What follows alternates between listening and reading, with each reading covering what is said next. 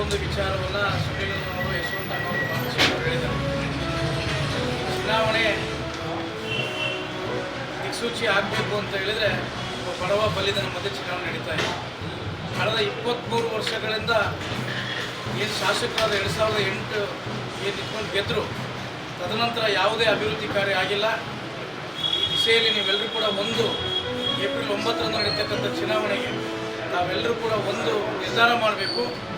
ಈ ಬಾರಿ ಭಾರತೀಯ ಜನತಾ ಪಾರ್ಟಿಯನ್ನು ಗೆಲ್ಲಿಸಬೇಕು ಅಂತೇಳಿ. ಯಾಕಂತ ಹೇಳಿದರೆ ಅಂಬೇಡ್ಕರ್ ಹೇಳ್ತಾ ಇದ್ರು, ಸಾಮಾನ್ಯ ವ್ಯಕ್ತಿಯಲ್ಲಿ ಅಧಿಕಾರ ಕೊಡಬೇಕು, ಅವಾಗ ವಿಕೇಂದ್ರೀಕರಣ ಆಗುತ್ತೆ.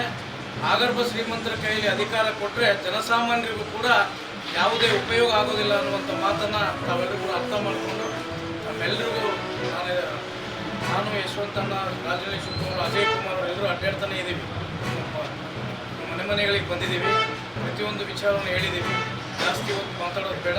ನಿಮ್ಮೆಲ್ಲ ಪಾದಗಳಿಗೆ ನಮಸ್ಕಾರ ಮಾಡ್ತೀನಿ. ನನ್ನ ವಿರುದ್ಧವಾಗಿರ್ತಕ್ಕಂಥ ಮತದಾರರ ಮುಖಾಂತರ ನನ್ನನ್ನು ತಮ್ಮ ಸೇವಕರನ್ನಾಗಿ ಮಾಡಲಿಕ್ಕೆ ಅವಕಾಶ ಮಾಡಿಕೊಡ್ಬೇಕು ಅಂತೇಳಿ ಕೇಳ್ತೀನಿ.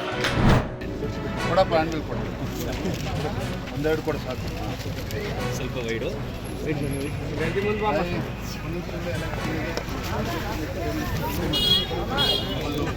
ಕಮಲ್ದು ಓಟ್ ಹಾಕ್ಬೇಕು.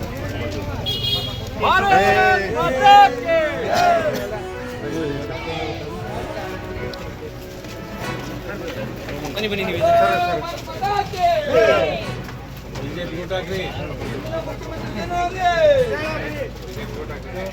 ನಡ್ರಿ. ಕಮಲ್ದು ಓಟ್ ಹಾಕ್ಬೇಕು. ಉಮೇಶ್ ಸರ್ ಬರ್ತಾರೆ.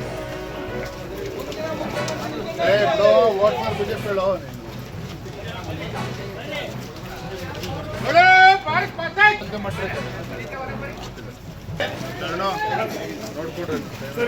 भारत माता की जय, भारतीय जनता पक्ष के